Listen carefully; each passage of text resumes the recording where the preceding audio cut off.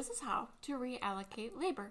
Once logged in, you're going to navigate to Employee Self-Service, Time, Time Card, and then select the employee that you need to make those allocations for. The time card is going to default to the calendar view. From this view, if you click on the hours that you need to reallocate, you're going to then go into your edit mode. From here, you'll go down and select the pad of paper icon, and you'll be in your time allocation. To add in another row, you'll want to come over and select the drop-down arrow. First, you'll want to reallocate the first block of hours. So the 4 hours is currently being allocated to Department 30. For my example, I'm going to say this employee really only worked 2 hours in Department 30. Once the 2 hours are allocated, the system will automatically produce the other 2 hours in my next line item to allocate to the new department. So I simply come over to the department dropdown and select my new department. So now for the first 2 hours of the day, this employee worked in Department 30, and for the next 2 hours, this employee worked in Department 10. I do have the ability to add in notes if needed to, and now all I have to do is select Save.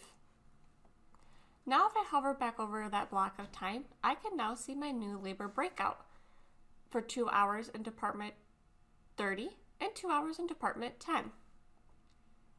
I'll want to come up to the blue action bar and select Show Results to update my changes.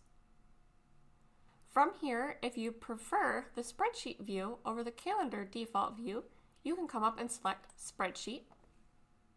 You'll come to the day that you need to allocate the labor. On the far right, you'll have a drop-down that says Add Allocation Row.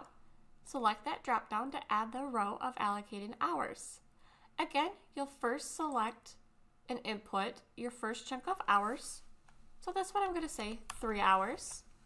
So for Department 30, for the first 3 hours of the day, the employee worked in that department.